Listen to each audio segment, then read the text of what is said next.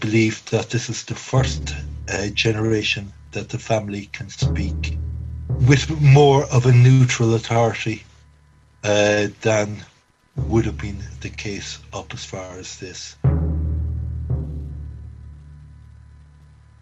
Looking at it from their perspective, this was a man that was regarded as having single-handedly won the war, shot in his own county by his former friend. Who shot Michael Collins?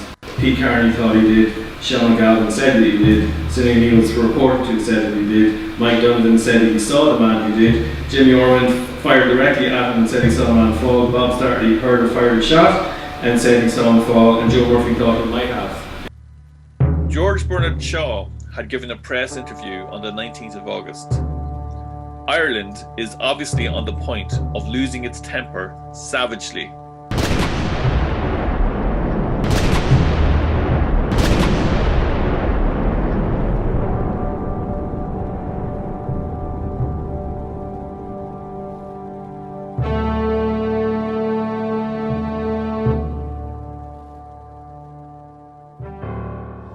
Everyone was affected by what happened in the Civil War. Every village, every town knew someone that died, or any of the atrocities and the killings and the shootings that take place in the Civil War. There's no town, I doubt, that wasn't affected by the events that happened in the Civil War. It's so personal. I suppose the Republicans are squeezed out of the cities and into the countryside, where they hold quite strongly certain areas, and it's very dangerous for the National Army to try to link up their garrison towns, even on patrols or supplies, for quite a long period of time. And it's one of those that Collins runs into.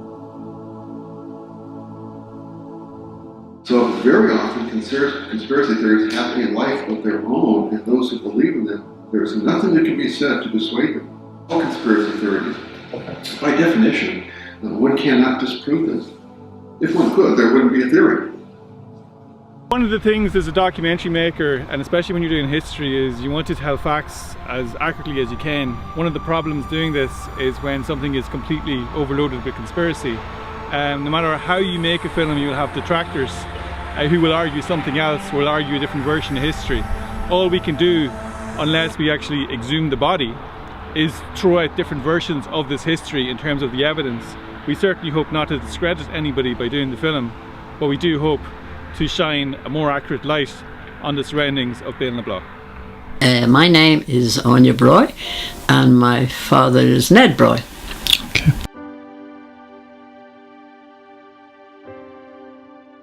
So could you just tell me what this is, just when I'm opening this up? The death notice for Michael's death, the newspapers report. In those days they always did that, you see, the Irish Press Cuttings Agency, they would take all the reports, everything about him, and they even have the Spanish and German reports about them and the French. As well as being very close to Michael Collins, your dad was Garda Commissioner in 1933 to 1938. Who did he think killed Michael Collins? My father told me it was not Emmett. That's the only good thing that I know. And there are many people who think that Emmett Dodd either intentionally or unintentionally actually shot Collins himself. No, I think that's not correct, because Emmett Dodd did not have the kind of weapon which actually killed Collins. In my interview with Sean Lemass back in 1970, when I went around the country for a couple of days with a recorder, and I got hold of Lemass and said, what did, and I think it's the last interview Lemass ever gave before he died. He said that Ernie knew in August, they all knew in August that the game was up, and but he just went on fighting. And they all did, despite their despondency.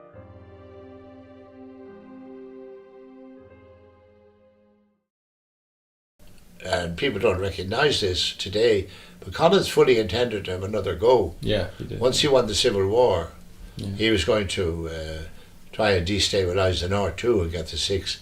He hadn't fought for 26 counties, he'd fought for a 32 county Irish Republic. Yeah. These men who, even though the Republicans claimed that's what they were doing, the irony of the Irish situation was that in order to achieve a republic, including a Republic of Northern Ireland, Collins had to defeat the Republicans.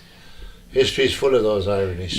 The anti-treaty side didn't see this stepping stone argument. Yeah. They didn't see the stepping stone. They wanted it now. That's what I think Collins was trying to do. He was trying to get the guys to stop the fighting and let's get the stepping stone going. Tom Barry's wedding photo of August 22nd, 1921 reveals the tragic irony of a split nation. Michael Collins can be seen in the back row. 1 year later, he will be ambushed by anti-treaty such as Liam Deasy sitting beside the bride and Jim Hurley, who is standing to Collins's right.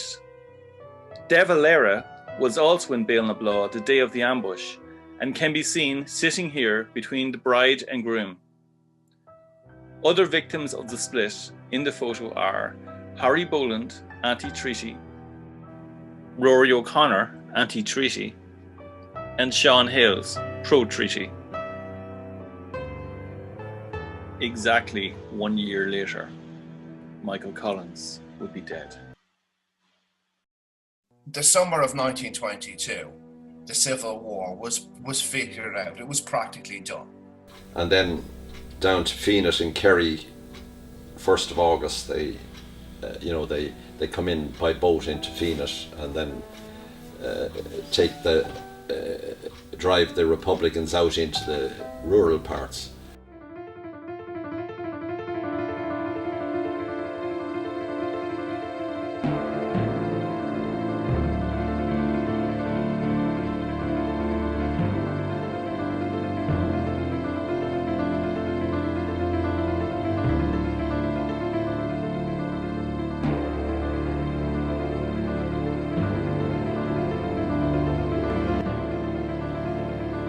The Republicans failed, with the exception of a brief stand outside Kilmallock, to resist the advance of the Free State troops anywhere in the country. While some of this can be put down to the Free State advantages in arms and equipment, the Republican leadership under Liam Lynch also failed to devise any coherent military strategy, allowing their positions to be picked off one by one. On top of this, most of the Republican fighters showed little appetite for a civil war, generally retreating before National Army attacks rather than putting up determined resistance.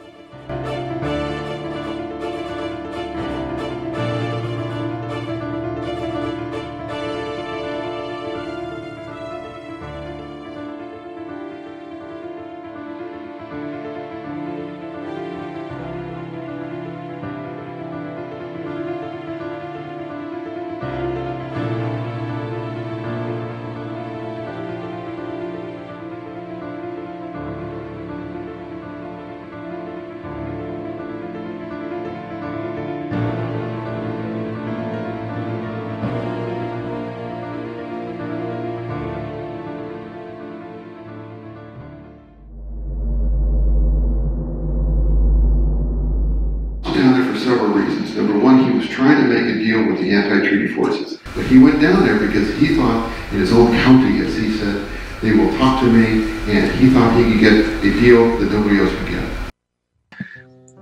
Emmett Dalton's report. Dalton has said that Collins, the Commander-in-Chief, had two objects in visiting my command area. The first being to inspect the military organisation and to appreciate the difficulties of the military problem with a view to giving his advice, and in order that he might more easily render the necessary assistance from General Headquarters, having seen for himself the position. He was the bondsman, he did it all alone, and he knew how important money was to financing a campaign. His second object was of a civil nature. In his capacity as chairman of the Provisional Government and Minister of Finance, he was anxious to make every effort to recover some of the thousands of pounds that had been extorted from banks by the irregulars or anti-treaty prior to their retreat from the city.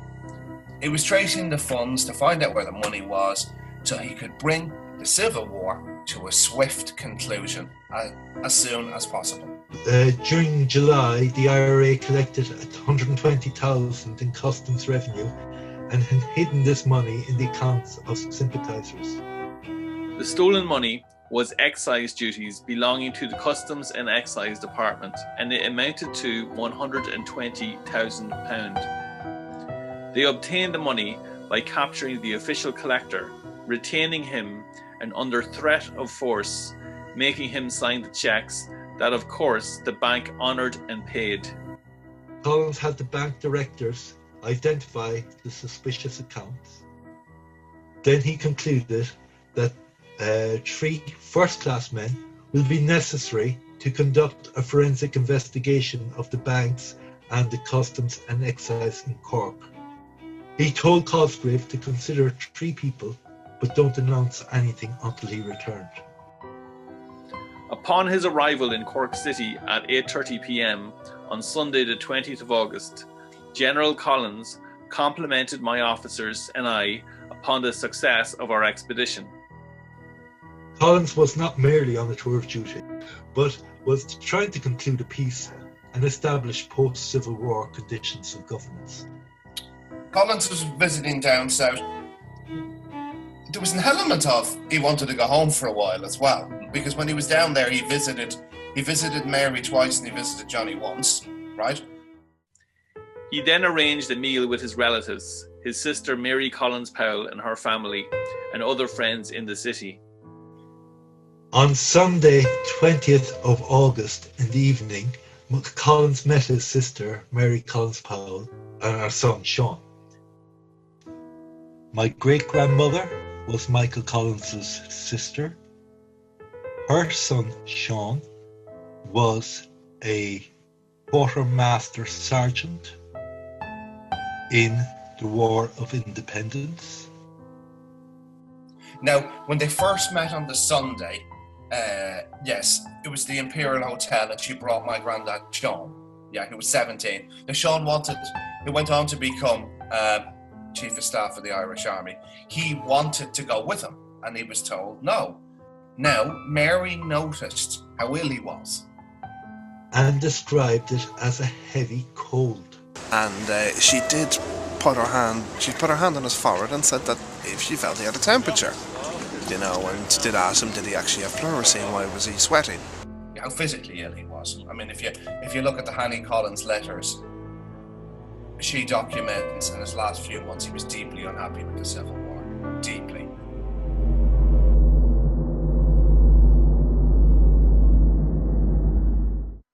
The following morning, Collins and General Dalton went on to the Cork Examiner to discuss the general Free State position on publicity with the editor, Tom Crosby. On the morning of the 21st, accompanied by me, he inspected various military posts in the city, after which he interviewed several prominent citizens, including the managers of the various banks, in connection with the stolen money. In the afternoon, we motored to Macroom, where he inspected the garrison and the military posts. Dalton felt in his own words that normality and law and order would not be too far off. We were in possession of the principal towns in County Cork. Michael Collins and I discussed this on the journey through West Cork. Michael Collins's convoy arrived at the Williams Hotel, now known as the Castle Hotel in Macroom. AGS Brady recalls, "The bar at the rear of the shop was packed with military men standing at ease in groups.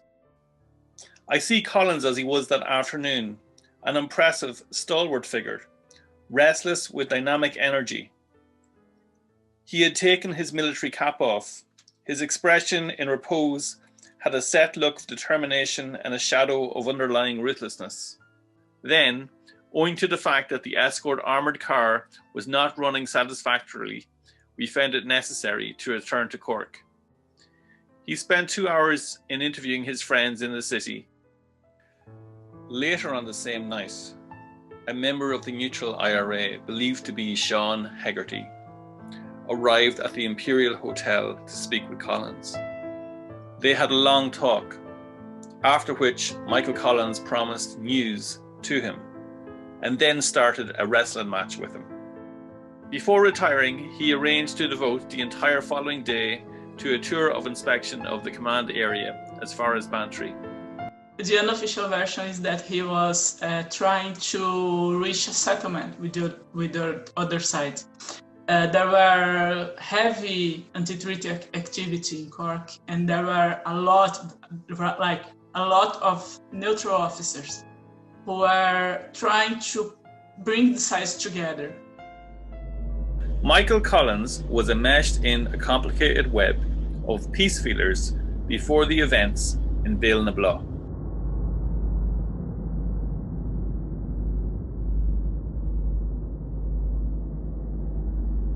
Enemy of the treaty were a relatively small faction in the country. And once the treaty passed in the Parliament, it was de facto accepted, even though there was blood to be shed, and never made these the speeches about the necessity of wading through blood if it were accepted. The public still voted for the treaty, though, anyway. Well, the public voted the treaty in. And the indications are that the peace talks and efforts that went on behind the scenes were not official, because Liam Lynch and Ernie O'Malley certainly don't, like the Chief of Staff and his Assistant Chief of Staff, certainly don't give any impression that they want any negotiations whatsoever. Yeah. Liam Lynch's star was not a rising star at this point. No. He had surrendered in Limerick and had basically run. Yeah. Surrendered in Clonmel and run. Yeah. Surrendered in Fermoy and run. As a leader, he wasn't leading and had lost a civil war within 6 weeks. As a leader, he wasn't the populist guy as he was prior to his killing. And there were people behind the scenes desperately trying to get a peace agreement, but they would have been targets because they're in a war zone, you know. Dunbreen was in Clonmel, I believe. He contacted O'Duffy early in August to ask for a safe pass to meet Collins. O'Duffy said, no, don't do that, but Collins apparently sent his right-hand man, Frank Thornton, to Clonmel. And in his military service pension file, it specifically mentions that he was Michael Collins' special courier. Yeah, there was a priest who was talking to them both, and they were both supposed to meet. And this comes across in Dan Breen's interview to the military archives, yeah. Father Dick McCarthy of Limerick was anxious to arrange a meeting between the two at Hickey's of Glenville. Dan Breen's witness statement has stated, on August 21st, 1922, information had been received through intelligence officers that a convoy was expected from Dublin and would arrive by the Killusty Road. The large party which was expected did not arrive, but one of the intelligence officers, Colonel Frank Thornton, did arrive, accompanied by a sergeant and 3 privates. It was decided to block the road by felling a tree. The tree had hardly been felled when a Ford motor car came along the road.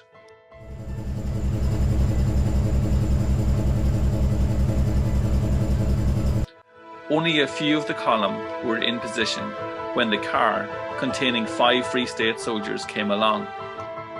The machine gun section was actually beside the tree when the car appeared. Both parties opened fire almost simultaneously. The whole affair was over in a minute.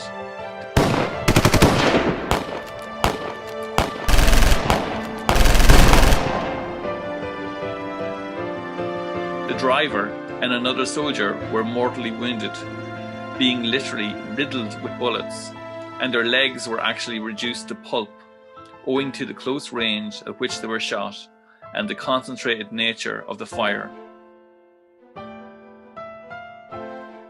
Colonel Frank Thornton himself was desperately wounded in the stomach, right arm, leg and back.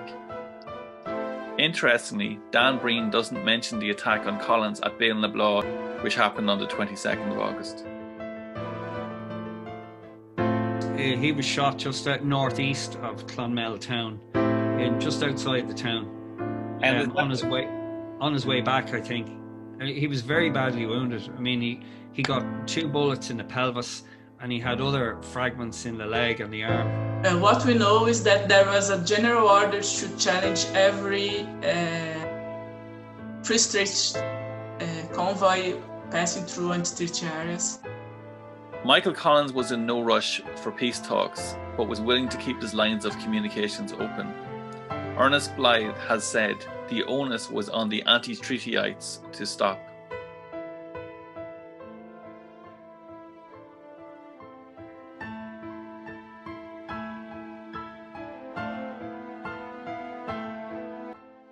Tom Ennis, who was Dublin Brigade, one of the Dublin Brigade OCs, and was stationed in Cork. He was carrying out peace manoeuvres and had made an attempt to try and not even broker a deal, but approach the other side with a view to getting some sort of truce or an agreement to end it, you know. A lot of them felt very uncomfortable about how it was developing. On the morning of the 20th of August, as Michael Collins was about to leave, Joe Sweeney had advised, "I don't know what you're up to, but I would advise you not to go." "Ah, nobody will shoot me in my own county," the big fellow replied. Collins' first stop was at Marybury Jail, now Portlaoise Prison, where he met Tom Malone about ending the Civil War. He asked if Malone would attend a meeting to try and put an end to this damn thing. He went into Portlaoise Prison, and after meeting Tom in Portlaoise Prison, he slammed the desk and says the 3 Toms are going to fix this. You know the famous thing about Collins saying, you know, I'm going to try and sort this. I'm going to talk to the 3 Toms. He doesn't mention Lynch. No, that's when he was talking to Tomas O'Millon, and he was in prison, a bit like going to Pentonville to see Tom Hales when the treaty had been signed, and Tomas O'Millon was anti-treaty, and he's there again explaining why, and he says to him, if I had the 3 Toms with me, they'd fix it. And the 3 Toms were Tomas O'Millon, Tom Hales and Tom Barry, all proven men, you know, strong leaders, military men, like proper, you know, military men.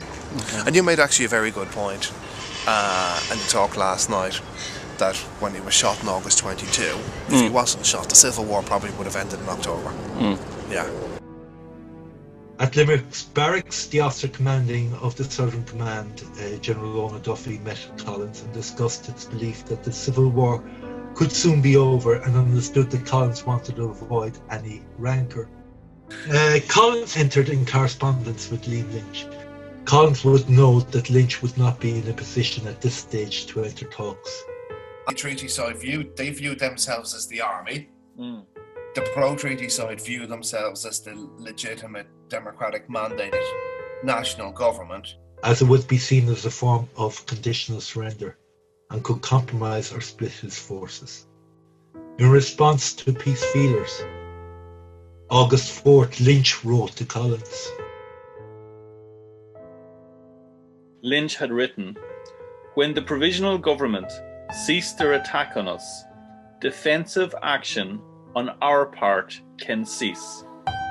Collins wrote back, replying, "The time for face-saving has passed. The choice is between the return of the British and the irregulars." Michael Collins replied on the 4th of August, "This government has made it fully clear that its desire is to secure obedience to proper authority. When an expression of such obedience comes from the irregular leader, I take it there will be no longer any necessity for arms conflict." The anti-treaty members of the old IRA, called irregulars, was formed with Liam Lynch that poor sad man, as chief of staff.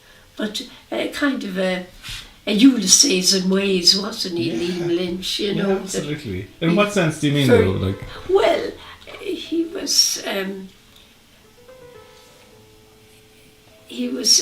a kind of the old Celtic heroic. I think of him in the mountains, fighting for all he was worth and being abandoned by his own. When Collins was shot in August 1922, the Civil War was practically over. I honestly believe that a very simple decision was made. That the decision was made to reignite the Civil War by shooting Collins. According to an army report on peace negotiations in the Sean O'Mahony papers, that on the 19th of August, in the early morning, Michael Collins replied to Emmett Dalton, requesting the names of the prominent citizens who had given him a set of terms for peace negotiations. The terms included 1. A week's truce to be immediately arranged on the basis of the existing military position. 2. During this interval, facilities are to be afforded to the Republican military and political leaders to hold a meeting to discuss the making of peace on the following lines. 1. Republican opposition to the government and Parliament to be on constitutional lines. 2. Members of the Republican forces who desire to return to civil life will be allowed return to their occupations without molestation or penalization. 3. Members of the Republican forces who wish to join the National Army will be received therein with due recognition of rank and service. 4. Arms and munitions in possession of Republican forces will be handed over to a committee to be mutually agreed upon. 5. There will be a general amnesty for all political prisoners. Emmett Dalton had given the following names: M. Aylward, Frank Barrett, and Frank Aiken. Michael Collins agreed to a meeting. The anti-treaty members supplied Emmett Dalton with details of landmines, ruined bridges, etc., generally assuring a safe conduct for the Commander-in-Chief. An armoured car escort was to be included, serving as both deterrent to possible attack and an identification in case an outlying post had not been contacted in time. Michael Collins was sceptical of the overtures of these three Republicans. On the margin of the original document, he wrote quotations: Aylward, shoot them down. Frank Barrett, spare no free state. Aiken, something else. This army report is quite clear on why Michael Collins took the route he did. Collins went the only route to West Cork that the Republican details allowed him to. The Bailnablaw route was known to be clear. Bill McKenna, a member of Collins's party on that evening, has said they had maps provided by the IRA to show the blocked and mined roads. On the 27th of August, a memorandum from Liam Lynch to Ernie O'Malley had said, there have been peace negotiations started again in Cork recently, I understand, and probably arose out of Collins's visit to Cork. However, there can be no negotiations except on the basis of the recognition of the Republic. Recent events may change the situation.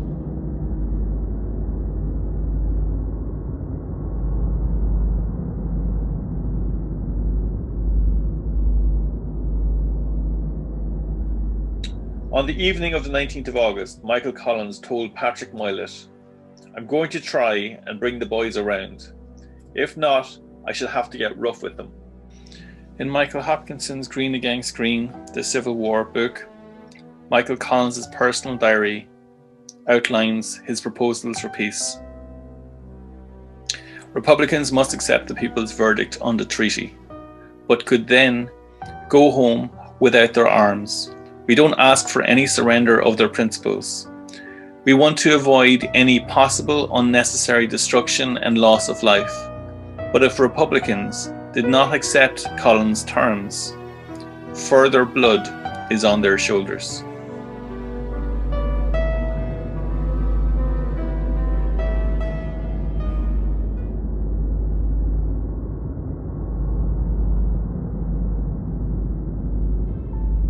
He was in the Imperial Hotel in Cork, that was the headquarters of M. Dalton, of the first occupying Cork, the Free State Force. They left 6:15, if I'm not mistaken. He noted it in his notebook. And Collins, that day, left the Imperial Hotel and went to Macroom first. The townlands, and more importantly the countryside in Crookstown, Bainablaw and Nuisancetown area, were key West Cork hiding injured and a route to Kerry during both wars, and was firmly anti-treaty territory. Collins would have known that this was the most dangerous spot for him to be in.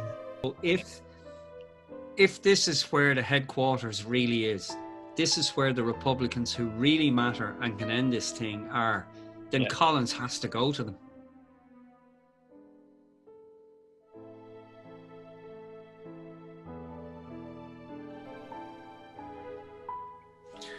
At 7:30 a.m., the convoy of Collins had reached Macroom. Michael Collins had a meeting at closed doors with Florrie O'Donoghue. Florrie O'Donoghue was head of the neutral IRA. Florrie O'Donoghue did his job in Cork. Florrie O'Donoghue was director of operations, so he was a significant figure. They had already met the day before, when O'Donoghue, who was erroneously under arrest in the town, watched Collins arriving and asked his warder to warn the commander-in-chief. He was promptly released and had a talk with Collins. They went first to Macroom. They had some equipment to bring there. And when you say equipment, was it a machine gun or something? It was a loose gun, if I'm not mistaken. The first phase of the Civil War was ended. O'Donoghue later wrote, he and many others recognised at this point that the IRA Republicans could not win the war and that Collins came south searching for peace. Collins was desperately trying to bring the war to a close, as well as trying to give some face-saving agreement to the leaders on the other side. So, even though O'Donoghue was a willing, neutral party acting as an open envoy to both parties, for the ambush party not to know Collins was in the area, O'Donoghue must not have done his job. This is incredulous. Other evidence would have to be ignored to support this assumption. No communications came from Cork, from the banks, the hotels. Collins stayed in the Imperial, the Guard stayed in the Victoria, or from the anti-treaty intelligence still present in Cork. Nor the account holders who were holding the money on behalf of the Republicans, whose money had effectively been frozen. Florence O'Donoghue, who had been in contact with Hales on a plan to end the Civil War before this, must not have contacted, if this were to be true, divisional headquarters, where Dev was holding a meeting with anti-treaty, which is most unlikely. It is believed that their conversation was related to peace talks. When saying goodbye, Florrie O'Donoghue warned Collins to be careful, but Collins dismissed the risk.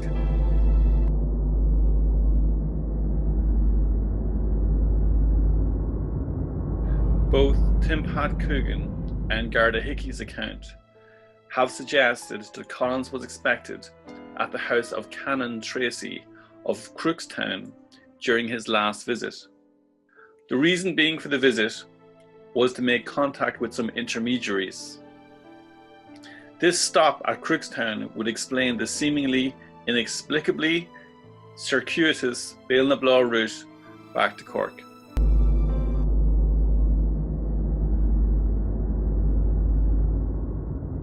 Yeah. The enemy of the treaty were a relatively small faction in the country. I suppose it's like having all the top people in one area and something goes off.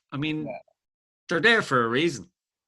When the IRA there saw him go by in the morning, they were outside of Denny Long's pub, and they saw him go by in the morning. They had actually asked for directions there. They knew if he was coming back, he had to come back that way. That's when they decided to have the ambush. Okay, it was not set up beforehand, it was afterwards. Then they went through Crookstown trying to reach Bandon. And they got lost. There are several by roads and they got lost. And the Crossley tender and the motorcyclists went apart. They took a route.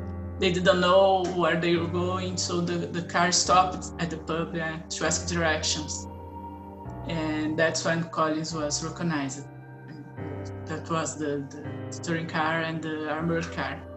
By chance, the place had been chosen for a meeting of officers from the 3rd West Cork Brigade, due to take place later that day, ironically to discuss whether the brigade would remain in the war or withdraw from it. And throughout West Cork, there were anti-treaty scouts. The man outside the pub, Dennis Long, known as the Dane, was a lookout. He informed the Free State convoy of the direction to Bandon and proceeded to tell the anti-treaty men that he had recognised Collins. Liam Deasy was in the area for the staff meeting at Long's pub. And Tom Hales, Jim Hurley, Tom Kelleher were officers of the 3rd Cork Brigade. Okay. And there were some officers of the 1st Cork Brigade because Béal-na-Blá is actually in the 1st Cork Brigade area. Saw Tom Hales, the commandant of the 3rd Cork Brigade, he saw that the war was dragging. They had no chance to win. They had made their point in arms, and it was time to pull off the war. So they were there, ironically, to discuss this. So it justified the presence of members of the division staff. The 3rd Corps belonged to the 1st Southern Division. The meeting was scheduled for a date rather than a precise hour, as many of these officers were on the run. This was their first staff meeting after the fall of Cork from Free State forces.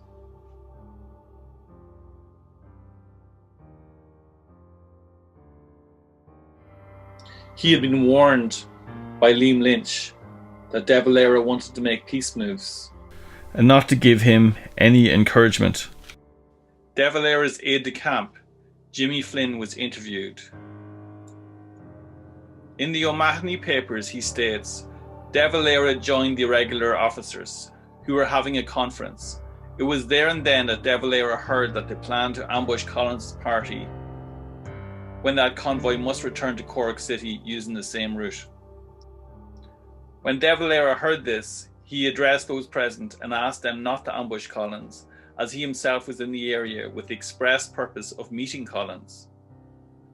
De Valera was told that, while he was in the area, his status was that of a staff officer under the area commander, Liam Lynch.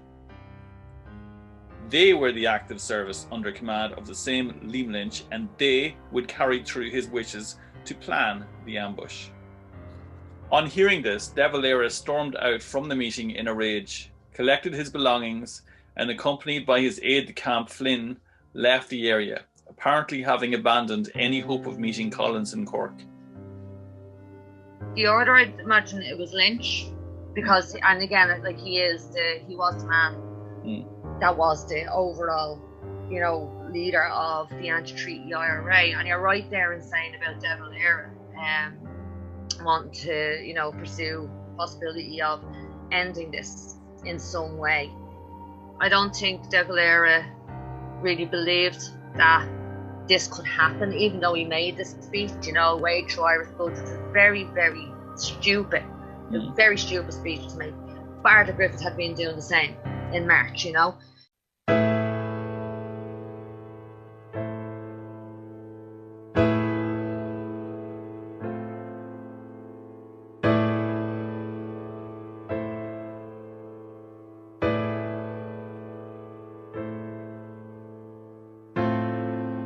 On the 22nd of August, De Valera was leaving for Dublin.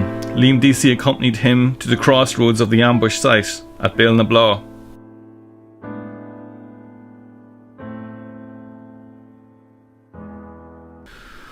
De Valera had expressed to Deasy that he would be uneasy that an ambush might be laid for Collins because if he was killed, his successor may be a weaker man.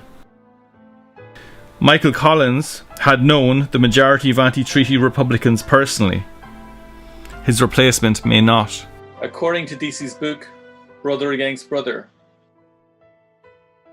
De Valera had asked Deasy what was likely to happen now. Deasy replied that the men billeted in this area included many of those who had been forced to retreat from Limerick, Kilmallock and Buttevant, and in their present frame of mind would consider this incursion into the area which was so predominantly Republican as a challenge which they could not refuse to meet. I felt that an ambush would be prepared in case the convoy returned. Long after De Valera had left, Collins was ambushed. Professor T. Desmond Williams concluded both De Valera and Michael Collins were partly to blame for the Civil War. Michael Collins tried to do too much. De Valera too little.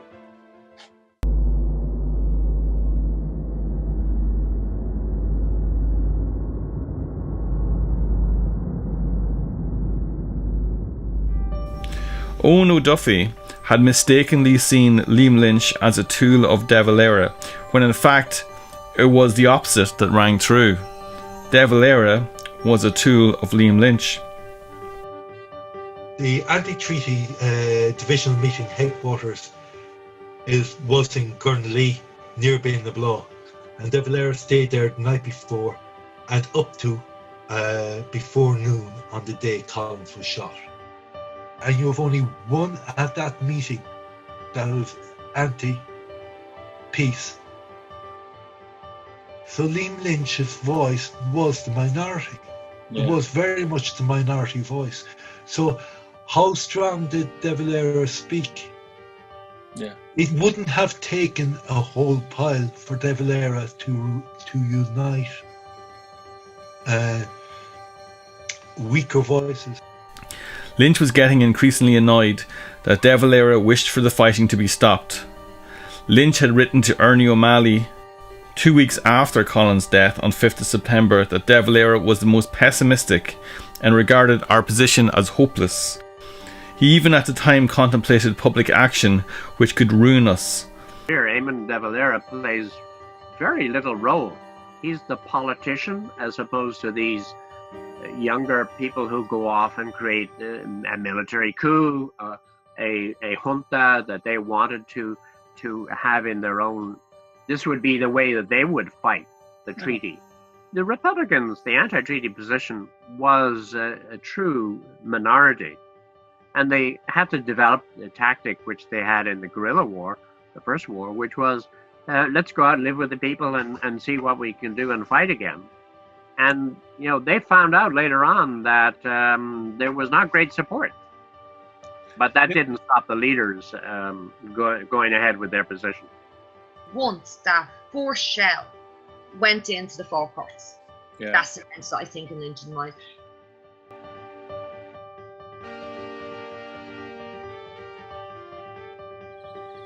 Flora Begley, the famous piper from Crossbarry, had said to Florence O'Donoghue in his papers that it leaked out that Michael Collins was coming south and that some members of the Dublin Brigade were coming to protect him, and that they didn't give a damn about the 3rd West Cork Brigade fellows. This got their goat, inferring Tom Kelleher, Jim Hurley, Liam Deasy. And they decided to have a go at the Dublin crowd. On 21st of August, when De Valera had met Liam Deasy, De Valera had appealed to Deasy, who was in charge of the 1st Southern Division, that the anti-treaty had made their protest by fighting. But they couldn't hope of a military victory, and that it would be more honourable to withdraw. Deasy had disagreed with a lot of what De Valera had said, although he argued that there were 1,000 men under arms in the 1st Southern Division, and there was no way they would agree to an unconditional surrender, according to his book, Brother Against Brother. The meeting was held the night before, was left unresolved. It continued in Murray's house the following morning. Okay.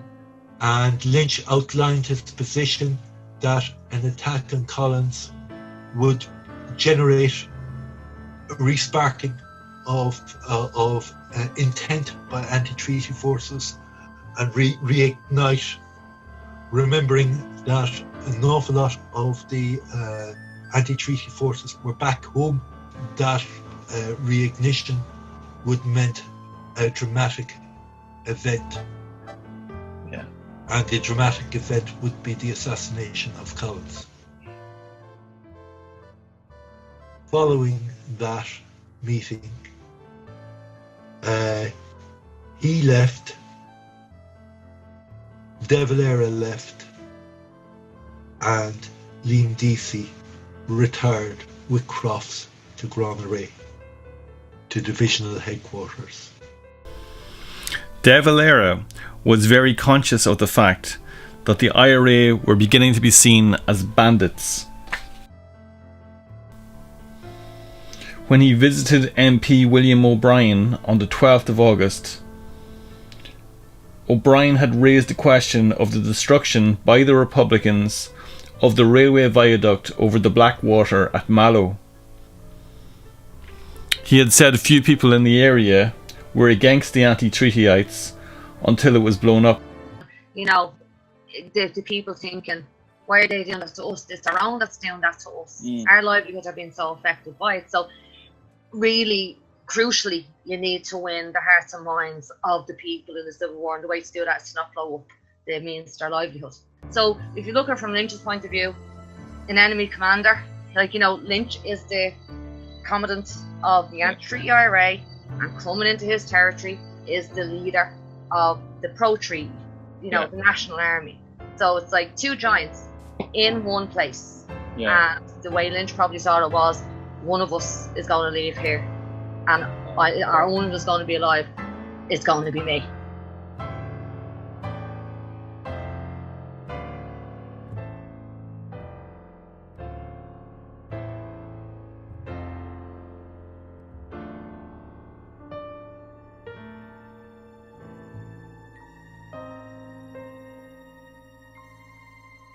And Tom Hales actually didn't want to ambush the convoy.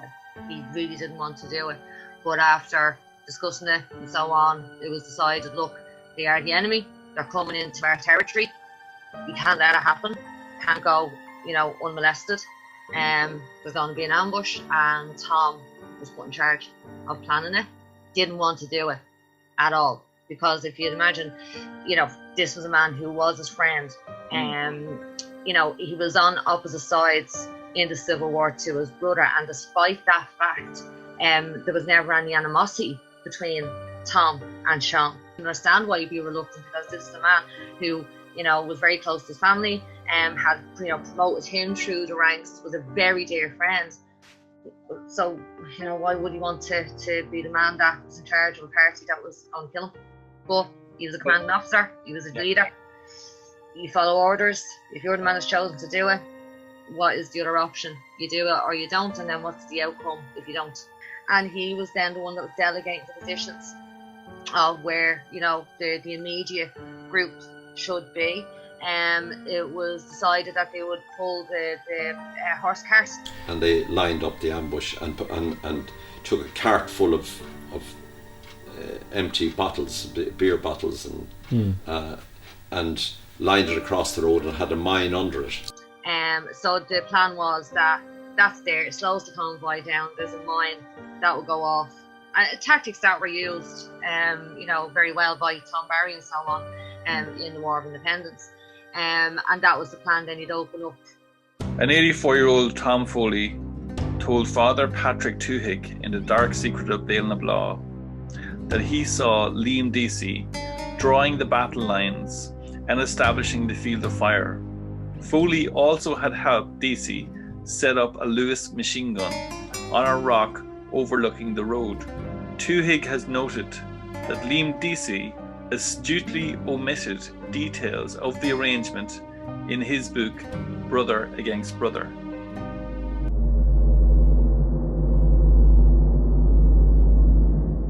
He passed through Bandon. Sean Hayes was the officer in charge, he wasn't there. So he went to Clonakilty, his native town. The road was blocked with trees. He took an axe and helped to take the tree off the roads. Collins had a meeting with local officers and headed to Clonakilty, where they had lunch.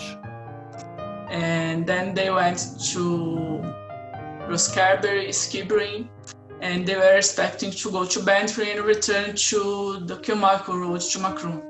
But the Bantry officers were in Skibbereen, so he met them in Skibbereen, and they have a talk. And then he decided to return to Bandon to meet Hales, General Hales.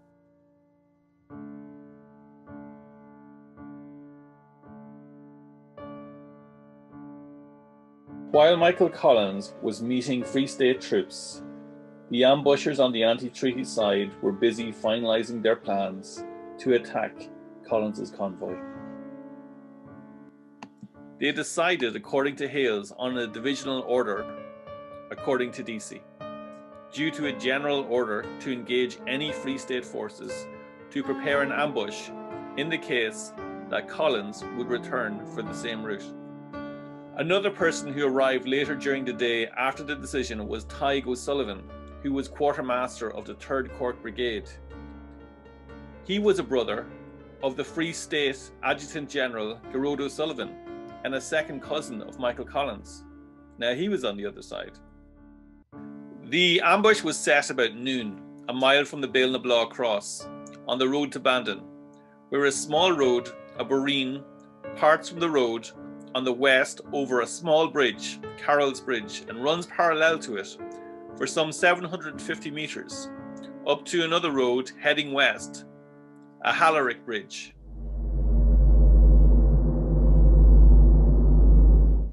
Later in the afternoon, Collins's convoy travelled from Clonakilty to Roscarbery and reached Skibbereen around 4 p.m, where he had a meeting with officers from there and from Bantry.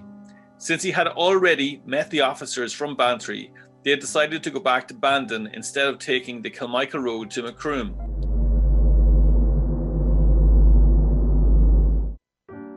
He visited the home he had grown up in as a boy.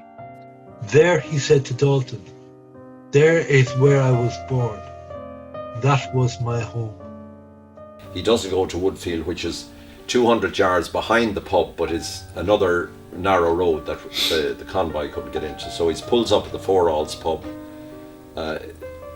pretty well the way it was then, the road, and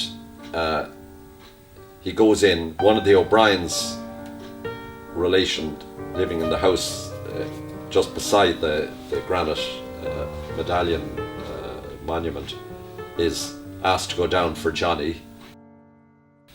He's still down in the farm living with Mickey Collins next door. In the afternoon, the convoy went to Roscarbery, and Collins had a drink at the Four Alls pub owned by his cousin Jeremiah. So in essence, this was family reunion. Four Alls pub is within a field of the Collins home farm.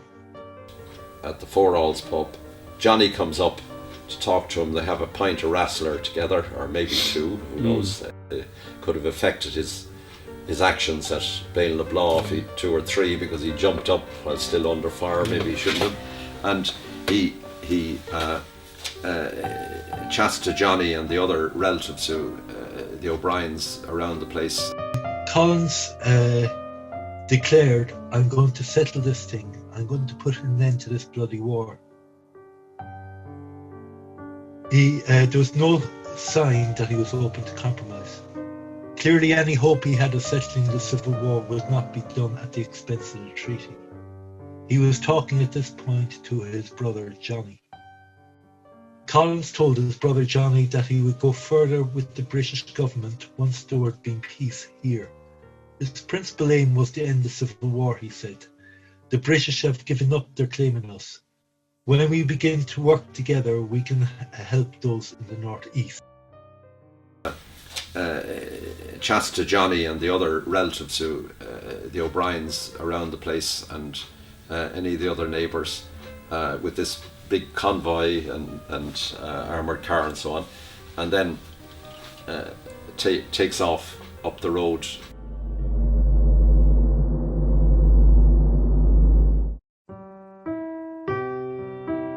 He jumps out in the middle of Pearse Street, jumps into John O'Crowley, who's a friend, a distant relative, and my mother and Mary are in there, and he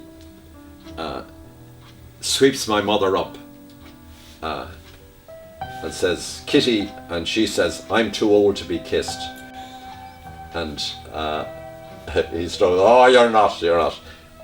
Puts her down, does the same with Mary, who's a year older, Mary Collins. And that was my mother. She never spoke about that until she was out in Our Lady's Manor out in Dalkey. In a sort of a guilty way, I shouldn't have said that to Uncle Michael, but she was 10. Then hops into the back out, talks to John O'Crowley for a few minutes, back out, Clonakilty to Bandon. While Tom was reluctantly overseeing the planning of the ambush, Sean Hales, because he was a Brigadier General in the National Army, he was stationed in Bandon. Stops at the Munster Arms Hotel, talks to Sean Hales. And he was actually stationed in the Devonshire Arms Hotel, but then it moved down to the Munster Arms. Around 7 p.m. Okay. I believe. And they talk again, closed doors, for about half an hour. It's thought that Hales was informed of a meeting Collins had attended with Civil War neutrals in Cork that evening, and he had met already with Florence O'Donoghue and others the day before and discussed how to end the war and how this end could be achieved. And he had told them, "Don't go down that road. It's too dangerous. It's too dangerous. You cannot go down. They're out to get you." Because Sean Hales, from personal experience, knew they were in hostile territory, even though it was their own area, and it was a war. Collins was delayed. He had just left Bandon, where the head of the army down in Bandon was Sean Hales, a brother of Tom Hales, who was on the other side and in the ambush lined up to shoot Collins. I mean, that's sort of the characterization, if you like, in a broad way, of the wind that shakes the barley. It was the most significant brother against brother image of the Hales brothers. On the road out of Bandon, Collins said to Dalton, "If we run into an ambush along the way, we'll stand and fight them." Collins was aware that this was the danger area. He was also in no doubt that the anti-treaty Republicans knew exactly where he was at any given time. Meanwhile, 10 kilometres further north, Sean's brother, Tom Hales, in Bailnablaw, had just managed to convince the other officers that Collins likely had gone through another road, and they should better dismount the ambush. They proceeded to disconnect the mine, while the men started to go away to neighbours' houses to take a rest and a meal, and left a number of men behind to finish removing the scene. Tom Barry, in his final years of his life, made a claim to the Collins family that the roads had been mined, save one. Anti-treaty forces knew of the presence of Collins and had arranged a pathway through. The way back was not guaranteed to be safe, as it depended on the result of meeting in Bain-le-Blas.